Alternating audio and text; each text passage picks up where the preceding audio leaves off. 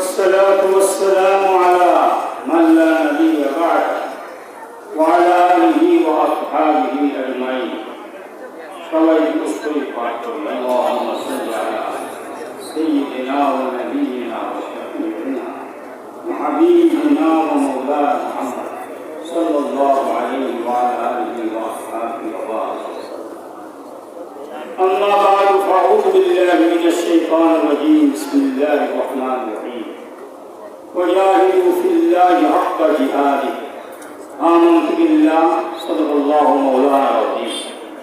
ইসলামী আন্দোলন পিরোজপুর জেলা শাখা কর্তৃক আয়োজিত অধ্যকারী গণজমায়েতের সংগ্রামী সভাপতি মঞ্চে ভূমিষ্ঠ শেখ চরমনাই ইসলামী আন্দোলনের সিপাহসালার নায়েবে আমির আমাদের শেখ হযরত সৈয়দ ফজলুল করিম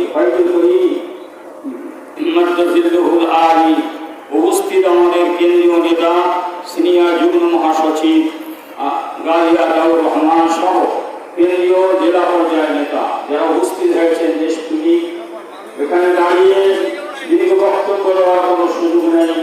গালিয়া দাউর রহমান সাহেবের কাছে দীর্ঘ বক্তব্য শুনেছেন।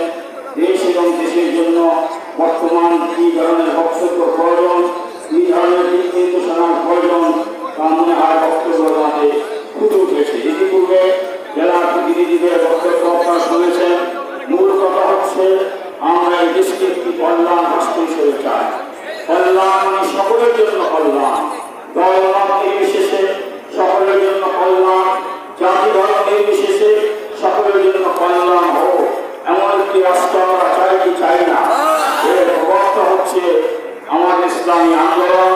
এই আন্দোলন ষোলরত্ন থেকে বলে এসেছে দেশ ও জাতির উদ্দেশ্যে আসুক আমরা দেশ গড়ার জন্য, দেশের অংশের ন্যায্য অধিকার প্রতিষ্ঠিত করার জন্য দলমত নির্বিশেষে ঐক্যবদ্ধভাবে এমনকি জাতি ধর্ম নির্বিশেষে ঐক্যবদ্ধ করে আমরা একটি আদর্শ দেশ, কল্যাণ দেশ করতে চাই। এতে আমরা সবাই একমত আছি। এখন কল্যাণ কার কাছে যাবে? ইতিপূর্বে যারা শুনেছেন আপনি স্বাধীনতার পর থেকে নিয়ে দীর্ঘ 53 বছর পর্যন্ত বারবার ক্ষমতার হাত বদল হয়েছে, বহু নামের পরিবর্তন হয়েছে, ব্যক্তির পরিবর্তন হয়েছে, কিন্তু বিশ্বাস চরমনাই রহমতুল্লাহ বলেছিলেন শুধু নেতা নয়, নীতির পরিবর্তন চায়, নীতির পরিবর্তন চায়। বর্তমান যারা দেশ চালাচ্ছেন আমরা সকলে ঐক্যবদ্ধভাবে তাদেরকে এগিয়ে নেওয়ার জন্য আমরা সমর্থন করেছি। বর্তমান তত্ত্বাবধায়ক সরকার প্রধান সহ যারা আছেন, উপদেষ্টা যারা আছেন, আমরা এই অন্তর্বর্তীকালীন সরকারকে বলব যতক্ষণ পর্যন্ত একটি দেশ কল্যাণমুখী না